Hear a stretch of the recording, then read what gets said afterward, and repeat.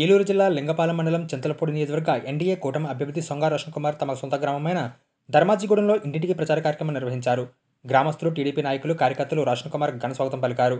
ఈ సందర్భంగా రోషన్ కుమార్ మాట్లాడుతూ ఆంధ్ర రాష్ట్రం అభివృద్ధి చెందాలంటే రాబోయే ఎన్నికల్లో తెలుగుదేశం పార్టీని అత్యధిక మెజారిటీతో గెలిపించి చంద్రబాబును ముఖ్యమంత్రి చేయాలని, అలాగే తనను శాసనసభ్యుడిగా చేయాలని కోరారు.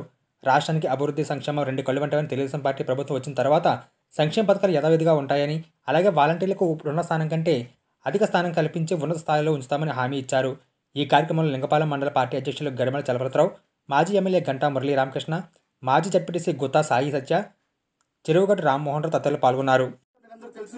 మనందరూ కూడా ఇంట్లో ఆడపడుచులు ఉంటారు, తల్లులు ఉంటారు. మరి మన ఇంట్లో మనల్ని అవమానిస్తే ఎంత బాధ కలుగుతుంది. ఆ బాధ కూడా వాళ్ళంతా దిగమిదుకొని మరి ప్రజా జీవితం కోసం చేయడం కోసం మరి నారా చంద్రబాబు నాయుడు గారు, వారి కొడుకు, భార్య అందరూ కూడా ప్రజల్లోకి వెళ్లి మమేకమై నిజం గెలవాలని వారు తిరుగుతున్నారు. ఇదంతా కూడా మీరు గమనించాలి. పవన్ కళ్యాణ్ గారు ఉన్నారు. పవన్ కళ్యాణ్ ప్రజల మనిషి. ఆయన జీవితం, నా జీవితం ఒకేలాగా ఉంటుంది. ఎందుకంటే ఆయన సినిమాలో సంపాదించిన డబ్బులు ప్రజలకు పెడుతున్నాడు. నేను అమెరికాలో ఉద్యోగం చేసి సంపాదించిన డబ్బులు నేను సేవకు పెడుతున్నాను. మరి ఆ డబ్బులు మీరు దాచుకొని మా భార్య పిల్లలు పెడితే ఎంత ఆస్తి సంపాదించి మీరు ఆలోచించండి. ఇప్పుడు నుంచున్న వైసీపీ కార్యకర్త ఇన్ఛార్జ్ ఎవరైతే ఉన్నారో మీరు అడగండి, ఏం చేశావు, ఏం చేయబోతావని. సంక్షేమం పేరుతో మోసపోకండి. ఏ ప్రభుత్వం వచ్చినా కూడా సంక్షేమ పథకాలు ఆగవు. సంక్షేమం, అభివృద్ధి కూడా రెండు కళ్ళు లాంటివి ఏ రాష్ట్రానికైనా.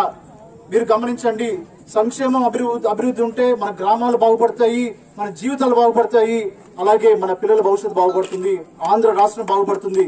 మరి వైసీపీ ప్రభుత్వం జగన్మోహన్ రెడ్డి ఏం చెప్పాడు? అమరావతి రాజధాని అని చెప్పాడు. కానీ పదవిలోకి వచ్చిన తర్వాత 3 రాజధానులు అన్నాడు. ఇప్పటిదాకా ఒక రాజధాని కట్టలేదు. మరి ఎక్కడికి వెళ్ళినా కూడా నన్ను అడుగుతారు, మీ రాజధాని లేదంటే నవ్వుతారు వాళ్ళు. మీకు రాజధాని లేదు, మీరు ఎట్లాగా మీరు అభివృద్ధి చెందారు అని చాలా హేళన చేస్తూ ఉంటారు వేరే రాష్ట్రం వాళ్ళు. ఇవన్నీ గమనించండి. మనం అనుకోవచ్చు మనకి 1000-2000 పడుతున్నాయి, మన జీవితం హాయిగా ఉందని. అది అట్లా మోసపోకండి.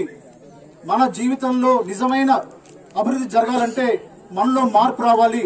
సంక్షేమ పథకాలు ఎక్కడికి పోవు. రేపొద్దున ప్రభుత్వం మారిన తర్వాత కూడా మీకు మెరుగైన సంక్షేమ పథకాలు వస్తే తప్పించి ఈ వైసీపీ ప్రభుత్వం లాగా మరి కొంతమందికి ఇచ్చి దాంట్లో కటింగ్ చేసి ఇవ్వదు. కావున మీరందరూ కూడా మీరు ఇంటికి వెళ్ళినప్పుడు రోజుకొక 10 నిమిషాలు మీరు ఆలోచించండి. మీ పిల్లలతో